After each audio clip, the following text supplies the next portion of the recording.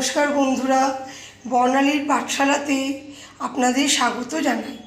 আশা করছি আপনারা সবাই ভালো আছেন। আমি আজকে আপনাদের কাছে চাইনিজ একটা নিরামিষ রেসিপি নিয়ে এসেছি, যেটা রুটি, ভাত, লুচি সবার সঙ্গে খাওয়া যেতে পারে। চিলি মাশরুম বানাবার জন্য বন্ধুরা প্রথমে 500 গ্রাম মাশরুম নিয়ে নিয়েছি।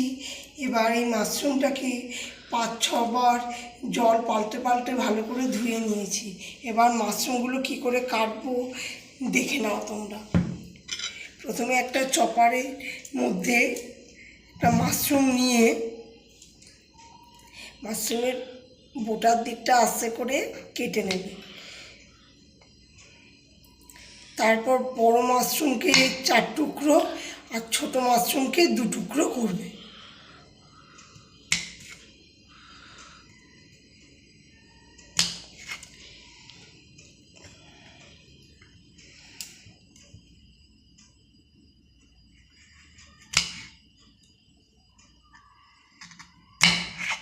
এরকম করে বাকি মাশরুমগুলো আমি কেটে নেব।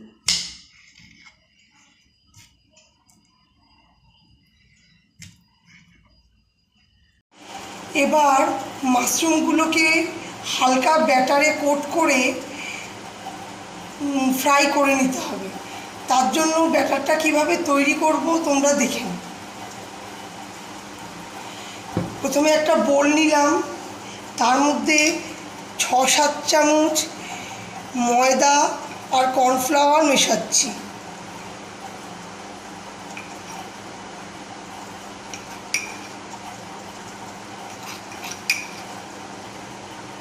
ওর মধ্যে স্বাদ অনুযায়ী একটু নুন দিচ্ছি, 1 চামচ গোলমরিচ দিচ্ছি আর 1 চামচ চিনি দিচ্ছি। এবার হালকা হালকা জল দিয়ে দিয়ে ব্যাটারটা তৈরি করে নেব। ব্যাটারটা ঠিক ভারীও হবে না এবং হালকাও হবে না।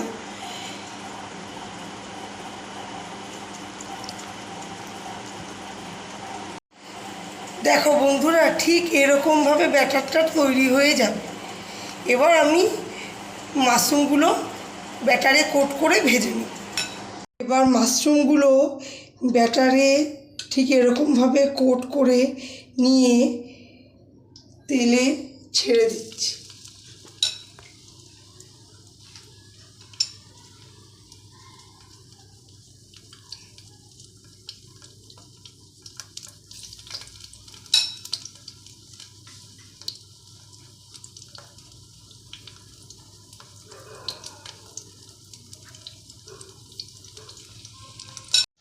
এবার মাশরুমগুলো লাইট ব্রাউন করে ভেজে নাও। আমার ভাজা হয়ে গেছে। এবার আমি একটা ছান্তার সাহায্যে মাশরুমগুলো তুলে নিচ্ছি। এবার চিলি মাশরুমের গ্রেভি তৈরি করার জন্য বন্ধুরা কি কি উপকরণ লাগবে দেখে নাও। প্রথমে স্কুপ করে রাখা পেঁয়াজ কেটে নিয়েছি, ক্যাপসিকাম স্কুপ করে কেটে নিয়েছি, জুলিয়ান করে আদা রসুন নিয়ে নিয়েছি আর পেঁয়াজ পাতা নিয়ে নিয়েছি। এবার আমি 3 রকম সস ব্যবহার করব। সেটা হলো চিলি ভিনিগার, টমেটো সস আর সোয়া সস। এবার ওই মাশরুম ভাজা তেলেই স্কুপ করে রাখা পেঁয়াজ আর ক্যাপসিকাম স্কুপ করে রাখা সেটাও দিয়ে দিচ্ছি। এবার হালকা করে ভেজে নেব। এবার এর মধ্যে 1 চামচ নুন আর 1 চামচ গোলমরিচ গুঁড়ো দিয়ে ভালো করে পেঁয়াজ আর ক্যাপসিকামটা নাড়িয়ে নেব। এবার এর মধ্যে জুলিয়ান করে রাখা আদা আর রসুন দিয়ে দিচ্ছি। এবার এগুলো একসঙ্গে একটু ভাজা ভাজা করে নেব। এবার টমেটো সস দিয়ে দিচ্ছি, সোয়া সস দিয়ে দিচ্ছি আর চিলি ভিনিগারটাও দিয়ে দিচ্ছি। এবার এগুলো সব একসঙ্গে মিশিয়ে নেব।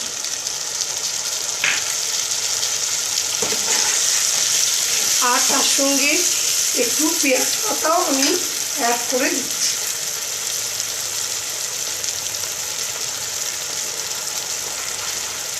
আর কিছুটা রেখে দিলাম গার্নিশিংয়ের জন্য। এবার আমি এর মধ্যে ভেজে রাখা মাশরুমগুলো দিয়ে দিচ্ছি, আর তার সঙ্গে হাফ চামচ চিনি দিয়ে দিচ্ছি।